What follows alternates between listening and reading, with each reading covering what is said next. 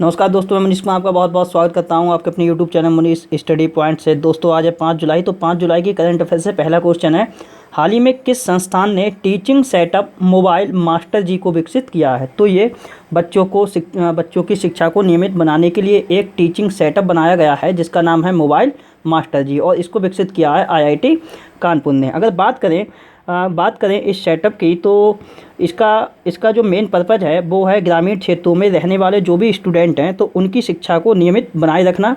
इस teaching setup का मुख्य उद्देश्य रखा गया है, और इसके माध्यम से मतलब कि इस सेटअप से स्मार्टफोन के माध्यम से टीचर्स के जो भी लेक्चर होंगे उनके लिए रिकॉर्ड किया जा सकता है। तो ये टीचिंग सेटअप है जिसका नाम है मोबाइल मास्टर जी, जो कि लॉन्च किया है आईआईटी कानपुर ने। बात करते हैं आईआईटी कानपुर की, तो कुछ समय पहले ही आईआईटी कानपुर के द्वारा कम लागत वाले पोर्टेबल वेंटिलेटर भी विकसित किए गए थे। उसके बाद जो सस्ते वेंटिलेटर होते हैं, तो सस्ते वेंटिलेटर के निर्माण के लिए जो हैदराबाद की एक कंपनी है भारत डायनामिक लिमिटेड, तो भारत डायनामिक लिमिटेड ने आईआईटी कानपुर के ही साथ समझौता किया था, और डेली बेसिस पे मतलब कि प्रत्येक दिन 25,000 मास्क बनाने की भी घोषणा किसने की है, तो आईआईटी कानपुर ने ही की है। बात करते हैं क्वेश्चन नंबर सेकंड की, तो सेकंड क्वेश्चन है, हाल ही में किस देश के प्रधानमंत्री एडुआर्डो फिलिप ने अपने पद से इस्तीफा दिया है। तो ये किस देश के प्रधानमंत्री थे जिनका नाम था एडुआर्डो फिलिप। ये थे फ्रांस देश के प्रधानमंत्री जिन्होंने अब अपने पद से इस्तीफा दे दिया है। बात करें फ्रांस की, तो फ्रांस की राजधानी है पेरिस, मुद्रा है यहाँ की यूरो, और फ्रांस के जो राष्ट्रपति हैं उनका नाम है इमैनुअल मैक्रोन। और कुछ समय पहले ही फ्रांस ने भारत को कोविड-19 से निपटने के लिए 200 मिलियन यूरो देने की भी घोषणा की थी। बात करते हैं क्वेश्चन नंबर 3 की, तो तीसरा क्वेश्चन है, हाल ही में किस देश ने एपेक समिट 2021 को रद्द किया है। तो एपेक समिट ये 2021 में आयोजित होने वाली थी, अब इसके लिए रद्द कर दिया गया है। और इसका कारण क्या है, तो कोविड-19 का बढ़ता संक्रमण इसका कारण है। तो इसी के चलते हुए 2021 में होने वाली जो एपेक समिट थी उसके लिए रद्द कर दिया गया है। तो ये न्यूजीलैंड में आयोजित होने वाली थी, न्यूजीलैंड के द्वारा अब इस समिट का आयोजन रद्द कर दिया गया है। और बात करें तो इसका आयोजन न्यूजीलैंड के ऑकलैंड में होना था। वहीं बात करेंगे एपेक की, तो एपेक की फुल फॉर्म होती है एशिया पैसिफिक इकोनॉमिक कॉरपोरेशन। इसकी स्थापना हुई थी 1989 में, और मुख्यालय कहाँ है एपेक का, तो मुख्यालय है सिंगापुर में। बात करें अगर न्यूजीलैंड की, तो न्यूजीलैंड की राजधानी है वेलिंगटन, मुद्रा है यहाँ की न्यूजीलैंड डॉलर, और पीएम यहाँ के जैसिंडा आर्डर्न। अब बात करते हैं न्यूजीलैंड से संबंधित कुछ पॉइंटों की, तो जो अभी कुछ समय पहले न्यूजीलैंड देश ने स्वयं को कोविड-19 मुक्त देश भी घोषित किया है। वहीं बात करें तो जो न्यूजीलैंड के क्रिकेटर हैं जिनका नाम है रॉस टेलर, ये न्यूजीलैंड टीम के क्रिकेटर हैं रॉस टेलर। इनके नाम पे रिकॉर्ड भी है क्या, तो क्रिकेट के सभी फॉर्मेट में ये 100 मैच भी खेल चुके हैं। तो न्यूजीलैंड के जो क्रिकेटर हैं रॉस टेलर, इनके लिए इस बार रिचर्ड हेडले पदक से भी सम्मानित किया गया है। वहीं बात करेंगे तो न्यूजीलैंड में ही 2021 में महिला रग्बी विश्व कप का भी आयोजन किया जाएगा। उसके बाद न्यूजीलैंड से एक क्वेश्चन और था कि अभी टाइम्स हायर एजुकेशन की इम्पैक्ट रैंकिंग जारी हुई थी, किसकी थी, तो ये टाइम्स हायर एजुकेशन की इम्पैक्ट रैंकिंग जारी हुई थी। और इस रैंकिंग में जो शीर्ष जो संस्थान रही थी वैश्विक लेवल पर, वो कौन सी रही थी, तो वो न्यूजीलैंड की ऑकलैंड यूनिवर्सिटी ही थी। कहाँ की, तो ये शीर्ष स्थान पर रही थी न्यूजीलैंड की ऑकलैंड यूनिवर्सिटी। वहीं बात करें कि भारत में प्रथम स्थान पर कौन रही थी, तो भारत में प्रथम स्थान पर रहा था आईआईटी खड़गपुर। और वैश्विक स्तर पर इसका स्थान कौन सा था, तो वैश्विक स्तर पर इसका स्थान था 57वां। बात करते हैं क्वेश्चन नंबर 4 की, तो चौथा क्वेश्चन है, हाल ही में किस बैंक ने जिप ड्राइव नाम से ऑनलाइन इंस्टेंट ऑटो लोन सुविधा शुरू की है। तो ऑटो लोन देने के लिए एक सुविधा शुरू की है एचडीएफसी बैंक ने, और इसका किस नाम से, तो इसका नाम रखा है जिप ड्राइव। तो जिप ड्राइव नाम से ऑनलाइन इंस्टेंट ऑटो लोन सुविधा शुरू की है एचडीएफसी बैंक ने। बात करते हैं एचडीएफसी बैंक की, तो स्थापना हुई थी 1994 में, मुख्यालय है मुंबई में, एमडी सीईओ कौन है, तो यह आदित्य पुरी। और कुछ समय पहले ही एचडीएफसी बैंक के जो एग्जीक्यूटिव डायरेक्टर थे कैजाद भरूचा, इनकी पुनर्नियुक्ति भी की गई है। बात करते हैं HDFC बैंक से संबंधित कुछ पॉइंटों की, तो हम हार नहीं मानेंगे गीत जारी किया था HDFC बैंक ने। सेफ्टी ग्रिड अभियान भी लॉन्च किया था HDFC बैंक ने। समर ट्रीट अभियान, senior citizen care fixed deposit योजना भी शुरू की थी। किसने? तो इसी ने की थी, HDFC बैंक ने। और HDFC बैंक ने अभी किसानों को कृषि संबंधित तथा बैंकिंग संबंधी जानकारी देने के लिए अभी ई किसान धन ऐप भी लॉन्च किया है। और कुछ समय पहले जो हुंडई ऑटोमोबाइल कंपनी है, तो हुंडई मोटर्स इंडिया ने HDFC के साथ मिलकर अपने ग्राहकों को कार लोन देने के लिए समझौता भी किया था। बात करते हैं क्वेश्चन नंबर 5 की, तो 5वां क्वेश्चन है,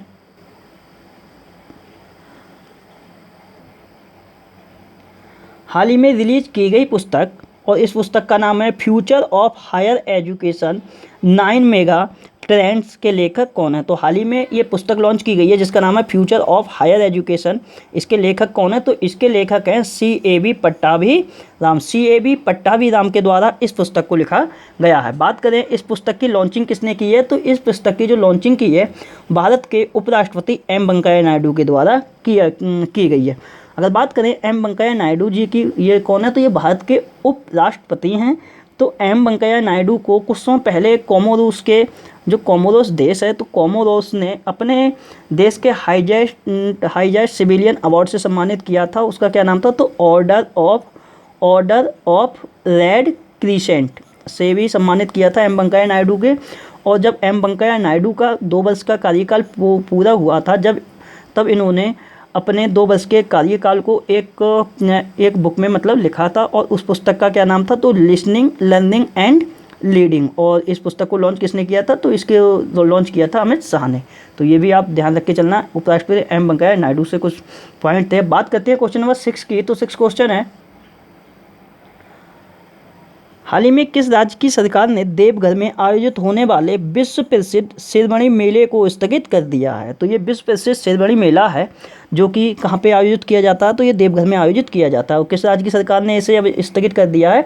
तो झारखंड राज्य की सरकार ने देवघर में लगने वाले विश्व प्रसिद्ध सिरमणि मेले को स्थगित कर दिया है। क्यों स्थगित किया गया है? तो कोरोना वायरस महामारी के चलते। अगर बात करें तो कुछ समय पहले ही मैं और भी कुछ मेले बता दे रहा हूँ। जैसे कामाख्या मंदिर में लगता था एक अम्बुबाची मेला, तो अम्बुबाची मेले का आयोजन भी रद्द किया गया है। और केरल में अम्बुबाची मेला लगता था कामाख्या मंदिर असम में लगता है। गुवाहाटी में जो कामाख्या मंदिर है वहाँ पे लगता था अम्बुबाची मेला, तो उसका आयोजन रद्द कर दिया गया है। केरल में लगता था त्रिशूर पूरम मेला, तो उसका भी आयोजन रद्द कर दिया गया है। जम्मू कश्मीर में लगता था खीर भवानी मेला, उसका भी आयोजन रद्द कर दिया गया है। और अभी जो पूरी उड़ीसा में जो भगवान जगन्नाथ की रथ यात्रा होती है उस पर भी अभी प्रतिबंध लग गया है, मतलब कि उसे भी अभी स्थगित कर दिया गया है।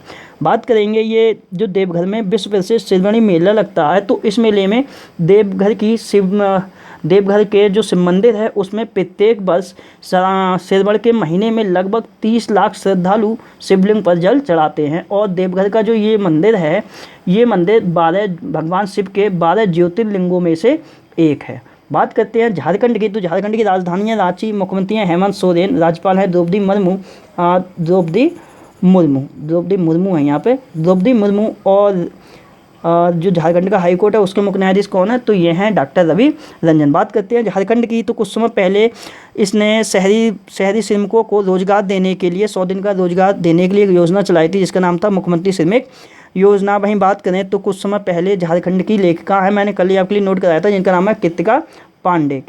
ये झारखंड से ही बिलोंग करती हैं, झारखंड के रांची से। और इनके लिए राष्ट्रमंडल लघु कथा पुरस्कार 2020 के तहत एशिया के लिए क्षेत्रीय अवार्ड भी प्रदान किया गया है। वहीं बात करेंगे तो झारखंड जो राज्य है, झारखंड राज्य में जो राजधानी है रांची, तो रांची जिला प्रशासन के द्वारा अभी तत्पर योजना भी शुरू की गई है। वहीं बात करें तो झारखंड के एक सोहराई खोंबर पेंटिंग है, उसका पेंटिंग का नाम है सोहराई खोंबर पेंटिंग, तो इसके लिए GI टैग दिया गया है। और झारखंड राज्य सरकार के द्वारा बिरसा हरित ग्राम योजना, नीलांबर पीतांबर जल समृद्धि योजना और वीर शहीद हो खेल विकास योजना भी लॉन्च की गई है। और लॉकडाउन के बीच विशेष श्रमिक ट्रेनों के माध्यम से अपने प्रवासी श्रमिकों को वापस लाने वाला पहला राज्य ये झारखंड ही बना था। वहीं बात करेंगे तो कुछ समय पहले मुख्यमंत्री दीदी रसोई योजना की भी शुरुआत झारखंड में ही की गई थी और प्रज्ञाम ऐप भी झारखंड ने ही लॉन्च किया था।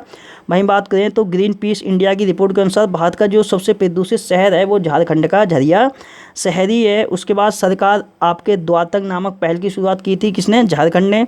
और झारखंड में एक विधानसभा सीट है जिसका नाम है गोड्डा। तो इस गोड्डा विधानसभा सीट से विधायक हैं, इनका नाम है, क्या नाम है? तो इनका नाम है अमित मंडल। तो इन अमित मंडल के लिए उपराष्ट्रपति एम वेंकैया नायडू द्वारा आदर्श विधायक सम्मान से भी सम्मानित किया गया है।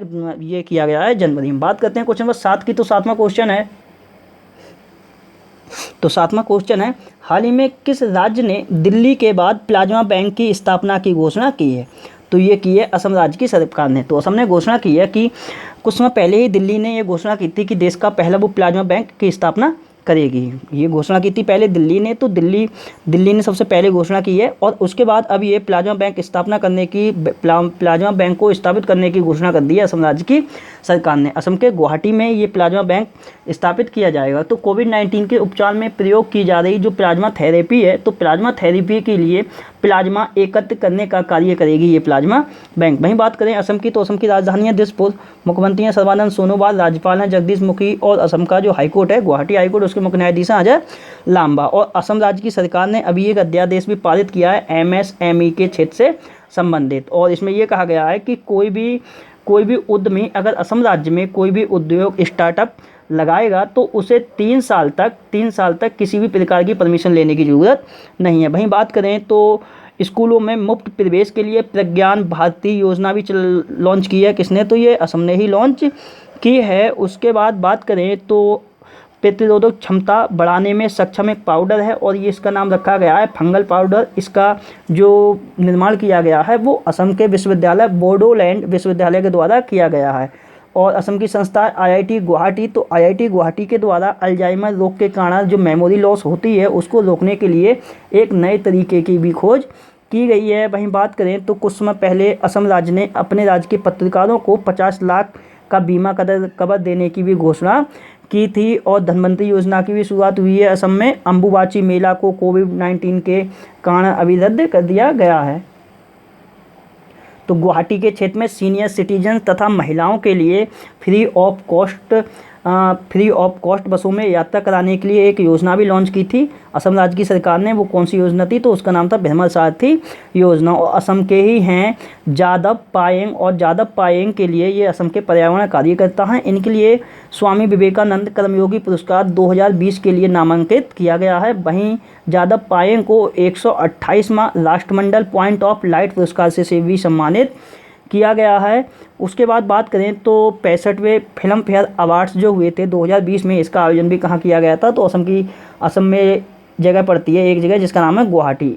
यहाँ पे किया गया था 65वां संस्करण था फिल्म फेयर अवार्ड का, जिसमें बेस्ट फिल्म रही थी गली बॉय, बेस्ट एक्टर रहे थे रणवीर सिंह, बेस्ट जो एक्ट्रेस रही थी मतलब कि अभिनेत्री आलिया भट्ट, और बेस्ट डायरेक्टर रहे थे जोया अख्तर।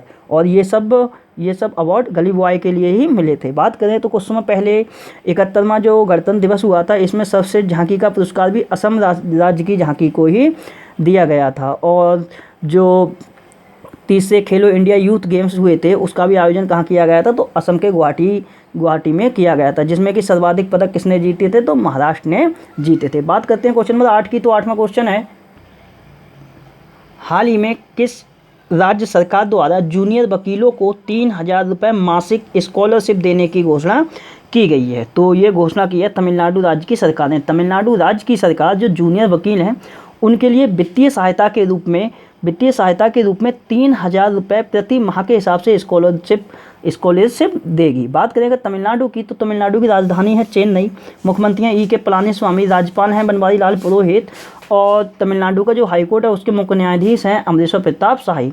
बात करेंगे तमिलनाडु से, तो तमिलनाडु में जो IIT मद्रास है, IIT मद्रास ये कहाँ है? तो ये तमिलनाडु में ही है। बात करें अगर IIT मद्रास की, तो IIT मद्रास ने अभी प्रोग्रामिंग, डेटा और साइंस में प्रोग्रामिंग, डेटा और साइंस में ऑनलाइन बीएससी डिग्री कोर्स करने वाला दुनिया का पहला संस्थान भी बना है कौन? आईआईटी मद्रास। और आईआईटी मद्रास ही ग्लोबल हाइपरलूम पॉड स्पर्धा की मेजबानी भी करेगा। और आईआईटी मद्रास के ही द्वारा अभी शरीर का तापमान व हृदय गति को मापने के लिए कलाई आधारित ट्रैकर भी विकसित किया गया है। वहीं बात करें तो कुछ समय पहले ही तमिलनाडु राज्य की सरकार ने यह घोषणा की थी कि कोई भी राज्य का स्टूडेंट जो कि नीट की परीक्षा उत्तीर्ण करेगा उसके लिए 10% का आरक्षण दिया जाएगा। और कुछ समय पहले ही तमिलनाडु की खिलाड़ी हैं जिनका नाम है निकी पूनाचा, ये तमिलनाडु से बिलोंग करते हैं, निकी पूनाचा, और इनके लिए आईटीएफ पुरुष खिलाड़ी पैनल में भी शामिल किया गया है। और उससे पहले अगर बात करें तो भारतीय उद्योग परिसंघ जो है, मतलब कि कॉन्फेडरेशन ऑफ इंडियन इंडस्ट्रीज के द्वारा जो तिरची रेलवे स्टेशन है तमिलनाडु का, उसके लिए गोल्ड रेटिंग भी प्रदान की गई है। वहीं बात करेंगे तो तमिलनाडु में मछली की एक नई प्रजाति भी खोजी गई थी जिसका नाम था पुंटियस सैंक्टेंस। और कुछ समय पहले ही आईआईटी मद्रास ने ऑटोमेटिव व एरोस्पेस उद्योग के लिए मैग्नीशियम मिश्र धातु का निर्माण भी किया है। और उससे पहले तंजावुर राज्य के, मतलब कि तमिलनाडु राज्य में पड़ता है तंजावुर, तो तंजावुर के नेति बॉक्स तथा आलमपुर वुड नक्काशी के लिए जीआई टैग भी प्रदान किया गया है। और आरबीआई के जो पूर्व गवर्नर हैं जिनका नाम है सी रंगराजन, इनके लिए अभी क्या मिला है, तो इनके लिए पीसी महालनोबिस अवार्ड दिया गया है पहली बार। तो आरबीआई के जो पूर्व गवर्नर हैं सी रंगराजन, इनकी अध्यक्षता में तमिलनाडु राज्य की सरकार ने अभी एक उच्च स्तरीय समिति का गठन भी किया था कुछ समय पहले ही। और तमिलनाडु सरकार ने अपने राज्य के जो 20 कर्मचारी हैं जिनकी रिटायरमेंट की आयु पहले 58 वर्ष थी, अब उनकी बढ़ा के कितनी कर दी है, तो उनकी अब कर दी है 59 वर्ष। और आईआईटी मद्रास के ही प्रोफेसर हैं थल्लीपल प्रदीप, जिनके लिए कुछ समय पहले विज्ञान तथा प्रौद्योगिकी के क्षेत्र में निक्केई एशिया पुरस्कार 2020 भी प्रदान किया गया है। तमिलनाडु के एक उत्पाद है जिसका नाम है कदलाई मिर्तई, इसके लिए जीआई टैग प्रदान किया गया है। वहीं बात करें तो कुछ समय पहले प्रधानमंत्री कृषि सिंचाई योजना के तहत जो वित्त वर्ष 2019-20 था उसमें सूक्ष्म सिंचाई में सर्वाधिक क्षेत्र कवर करने वाला देश का पहला राज्य ये कौन था, तो ये तमिलनाडु ही था। बात करते हैं क्वेश्चन नंबर 9 की। तो क्वेश्चन नंबर 9 है, हाल ही में फिट इंडिया टॉक्स का शुभारंभ किसने किया है? तो ये फिट इंडिया टॉक्स कार्यक्रम है, इसका शुभारंभ किया है किरण रिजिजू। और ये कौन है, तो वर्तमान समय में ये युवा मामले तथा खेल मामलों के मंत्री हैं किरण रिजिजू। और ये कार्यक्रम है क्या, तो इसका मेन लक्ष्य है स्टूडेंट के अंदर एथलीट की भावना को जागृत करना। और इस कार्यक्रम के माध्यम से होगा क्या, तो इसमें 2 एथलीटों का जो आपसी इंटरव्यू होगा, उस इंटरव्यू को स्टूडेंट्स के बीच साझा किया जाएगा ताकि स्टूडेंट के अंदर भी एथलीट बनने की भावना जागृत की जा सके। बात करें अगर किरण रिजिजू की, और चूंकि ये कौन है, तो खेल मंत्री हैं, तो कुछ पॉइंट हम खेल मंत्रालय से ले लेते हैं। तो नाडा की पहली जो नाडा इंडिया ऐप थी वो किरण रिजिजू ने ही लॉन्च की है अभी। और खेल मंत्रालय के ही द्वारा खेलो इंडिया ई पाठशाला कार्यक्रम का भी उद्घाटन किया गया था। और खेल मंत्रालय ने अभी जो मानव संसाधन विकास मंत्रालय है उसके साथ मिलकर खेल मंत्रालय 10 स्वदेशी खेलों को बढ़ावा देने के लिए फिल्म श्रृंखला निर्माण करने की भी घोषणा कर चुका है। बात करते हैं क्वेश्चन नंबर 10 की। तो 10वां क्वेश्चन है, हाल ही में भारतीय रेलवे ने कौन सी सबसे लंबी मालगाड़ी चलाकर इतिहास रचा है? तो ये भारतीय रेलवे की सबसे लंबी मालगाड़ी चली है जिसका नाम है शेषनाग नामक ये मालगाड़ी है, और इसके लिए अभी चलाया गया है। तो अभी कोरोना वायरस महामारी के चलते सामान को इधर से उधर भेजने के लिए इसका प्रयोग किया गया है। तो कोविड-19 के दौरान जो ज़रूरी सामान है उसके लिए एक जगह से दूसरी जगह पहुंचाया जा रहा है, तो उसी को पहुंचाने के लिए इसका प्रयोग किया गया है। बात करें ये जो शेषनाग नामक मालगाड़ी है, इसके अंदर 251 डिब्बे लगे हुए थे और इसके लिए 4 इंजन लगाकर इस रेलगाड़ी के लिए चलाया गया था। मालगाड़ी थी ये, और इसके लिए 4 इंजन लगाकर इसे चलाया गया था नागपुर से सिकंदराबाद के बीच में।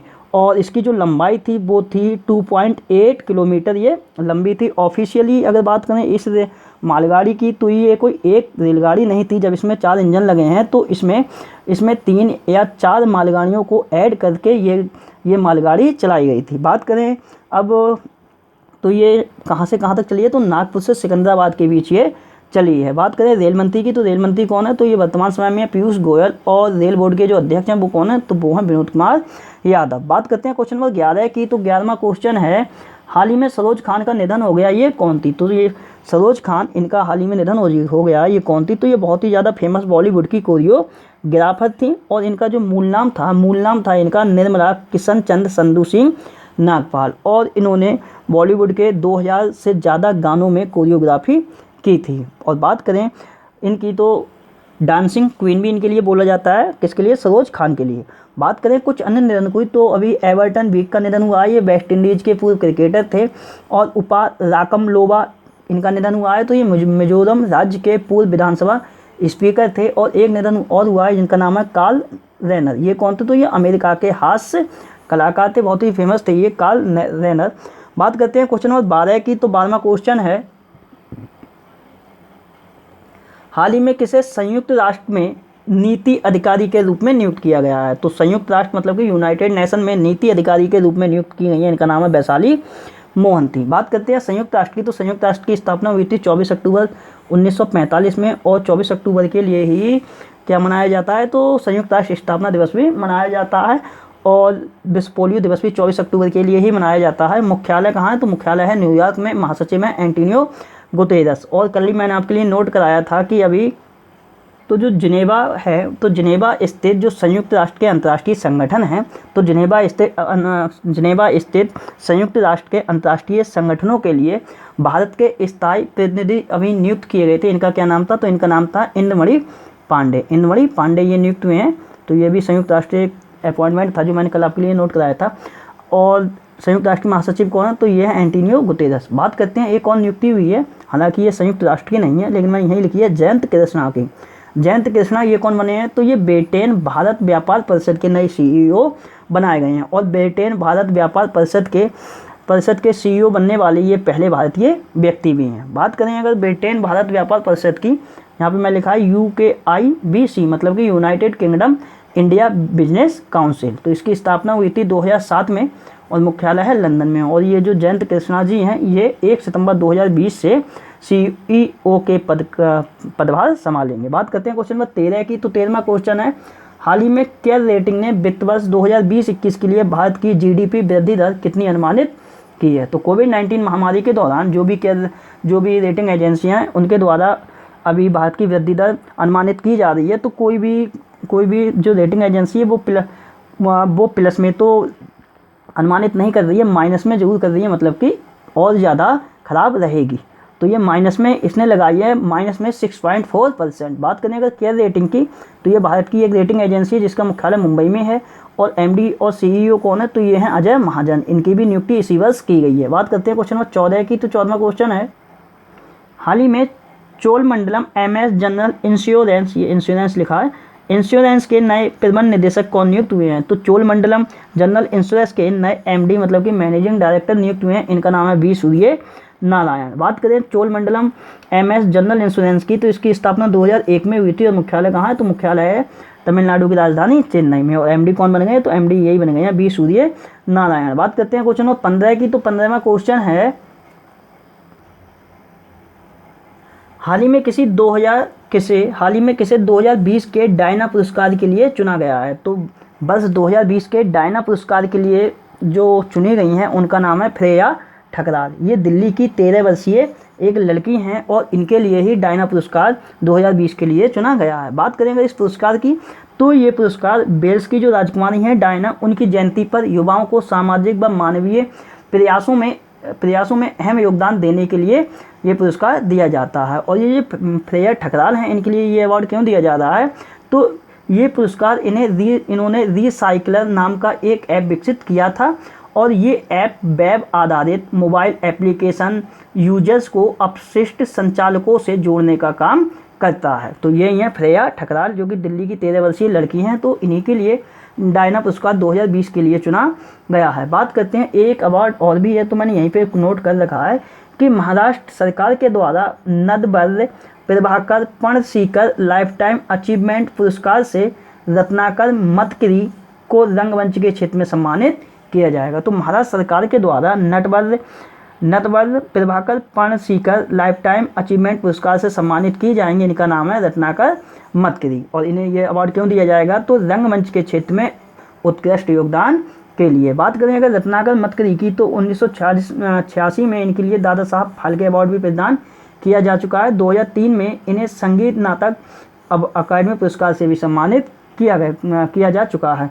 और कुछ समय पहले ही महाराष्ट्र सरकार के द्वारा मैं कुछ और पॉइंट भी बता दे रहा हूँ कि महाराष्ट्र सरकार के द्वारा ही गुलाबबाई जो संगम नेरकर हैं उनके लिए बिठाबाई लाइफ टाइम अचीवमेंट अवार्ड से सम्मानित करने की घोषणा की है। किसने? महाराष्ट्र सरकार ने। और अन्ना साहेब किर्लोस्कर पुरस्कार से सम्मानित करने की घोषणा की है। ये किसके लिए? तो मधुबंदी दांडेकर के लिए। अब बात करते हैं क्वेश्चन नंबर 16 की। तो 16वां क्वेश्चन है, हाल ही में किस शहर द्वारा कोरोना अपशिष्ट के लिए पीले रंग के कूड़ेदान का प्रयोग किया जाएगा? तो ये पीले रंग के कूड़ेदान का जो प्रयोग किया जाएगा वो इंदौर शहर के द्वारा किया जाएगा। और किसके लिए? जो कि कोरोना का अपशिष्ट होगा, मतलब कि कोरोना का जो कचरा होगा तो उसी के लिए पीले रंग के कूड़ेदान का प्रयोग करेगा इंदौर शहर। बात करें इंदौर तो ये मध्य प्रदेश में पड़ता है और मध्य प्रदेश की राजधानी है भोपाल। मुख्यमंत्री हैं शिवराज सिंह चौहान और अभी राज्यपाल के रूप में अतिरिक्त प्रभार किस पर है? तो ये है आनंदीबेन पटेल पर, जो कि उत्तर प्रदेश की राज्यपाल हैं। और जो मध्य प्रदेश का हाईकोर्ट है उसके मुख्य न्यायाधीश हैं अजय कुमार मित्तल। बात करेंगे मध्य प्रदेश की तो हमारा घर हमारा विद्यालय योजना लॉन्च की थी मध्य प्रदेश ने। किल कोरोना अभियान लॉन्च किया था। निष्ठा विद्युत मित्र योजना लॉन्च की थी। मुख्यमंत्री शहरी पथ व्यावसायिक उत्थान योजना। थैंक्स मॉम नामक वृक्षारोपण कार्यक्रम चलाया था। रोजगार सेतु योजना की शुरुआत की थी। उसके बाद श्रम सिद्धि अभियान की शुरुआत की थी। बुखार क्लिनिक की भी शुरुआत की थी। सबको मिलेगा रोजगार योजना। दीदी वाहन सेवा की शुरुआत। चरण पादुका पहल। उसके बाद देश की पहली FIR आपके द्वार योजना ये सब योजनाएं चलाई थी। किसने? मध्य प्रदेश ने। और उसके साथ साथ संजीवनी वाहन का भी विकास किया था मध्य प्रदेश ने। मिड डे मील राशन की सुविधा देने वाला देश का पहला राज्य भी बना है। कौन? तो ये मध्य प्रदेश ही बना है। जीवन अमृत योजना, जीवन शक्ति योजना, इन दोनों योजनाओं की शुरुआत भी किसने की है? तो ये मध्य प्रदेश ने ही की है। और रेडियो स्कूल कार्यक्रम भी चलाया है मध्य प्रदेश की सरकार ने। और ड्रोन के माध्यम से पूरे शहर को सैनिटाइज करने वाला जो देश का पहला शहर है वो कौन है? तो ये इंदौर ही है। और अभी कुछ समय पहले ही प्रवासी श्रमिकों के कल्याण व हितों के संरक्षण हेतु मध्य प्रदेश की सरकार के द्वारा प्रवासी श्रम आयोग भी गठित किया गया है। बात करते हैं कल जो क्वेश्चन पूछे थे उनके आंसर की। तो कल आपसे मैंने पहला क्वेश्चन पूछा था, ई किसान धन ऐप मैंने पूछा था किस बैंक के द्वारा लॉन्च किया गया था? तो इसका आंसर था HDFC बैंक। दूसरा क्वेश्चन पूछा था, स्किल कनेक्ट फोरम नामक पोर्टल कर्नाटक ने लॉन्च किया था। 36 में आसियान वर्चुअल शिखर सम्मेलन की अध्यक्षता वियतनाम देश ने की थी। और चौथा क्वेश्चन पूछा था, कोविड वॉरियर क्लब की स्थापना पश्चिम बंगाल में की है। पश्चिम बंगाल के मुर्शिदाबाद में पश्चिम बंगाल की सरकार के ही द्वारा। और आइसलैंड के दोबारा से राष्ट्रपति बने, इनका नाम है गुडनी जोहानसन। राष्ट्रीय चिकित्सा दिवस मैंने पूछा था, ये मनाया जाता है 1 जुलाई के लिए डॉक्टर विधान चंद्र राय की जयंती पर। और 7वां क्वेश्चन मैंने पूछा था, स्टार्स कार्यक्रम के लिए विश्व बैंक द्वारा कितनी राशि को मंजूरी दी गई है? तो ये था $500 मिलियन। 8वां क्वेश्चन मैंने पूछा था, NTPC और IOC मिलकर कहाँ पर वेस्ट टू एनर्जी प्लांट स्थापित करेंगी? तो ये दिल्ली के ओखला में। 9वां क्वेश्चन मैंने पूछा था, सांस्कृतिक सद्भाव मंडप जो है जिस सांस्कृतिक सद्भाव मंडप सामुदायिक केंद्र की आधारशिला कहाँ रखी गई है? तो उत्तर प्रदेश के रामपुर जिले में। और आधारशिला किसने रखी है? तो मुख्तार अब्बास नकवी ने। और आज से आपके लिए पहला क्वेश्चन है, केंद्रीय फिल्म प्रमाणन बोर्ड के CEO कौन बने हैं? दूसरा क्वेश्चन बताना है, सीरा लियोन में भारत के अगले हाई कमिश्नर कौन नियुक्त किए गए हैं? तीसरा क्वेश्चन है, जिनेवा स्थित यूनाइटेड नेशन के संगठनों के लिए भारत के स्थायी प्रतिनिधि के रूप में किसे नियुक्त किया गया है? चौथा बताना है, ई ग्रंथालय का उद्घाटन किस राज्य के मुख्यमंत्री द्वारा किया गया है? 5वां है, कोविड-19 के लिए डीप लर्निंग टूल किस संस्थान द्वारा विकसित किया गया है? छठा क्वेश्चन बताना है, 2020 ग्रेट एमिग्रेंट से सम्मानित कौन कौन हुए हैं? ये 2 लोग हैं। 7वां क्वेश्चन है, पाक सेना में पहली महिला लेफ्टिनेंट जनरल कौन नियुक्त हुई है? 8वां क्वेश्चन है, एशिया के पहले कंटिन्यूअस गैल्वनाइज्ड रीबार का उद्घाटन किसने और कहाँ किया है? 9वां क्वेश्चन है, IOCL के नए अध्यक्ष के रूप में कौन नियुक्त किए गए हैं? और 10वां क्वेश्चन है, किस मंत्रालय द्वारा रणवीर सिंह की अध्यक्षता में एक समिति गठित की गई है? रणवीर सिंह ये बॉलीवुड अभिनेता नहीं है, ये वो हैं जो कि राष्ट्रीय विधि विश्वविद्यालय दिल्ली के ये कुलपति हैं। तो दोस्तों ये थी आज से संबंधित सारी करंट अफेयर की घटनाएं जो कि मैंने आपसे डिस्कस कर दी।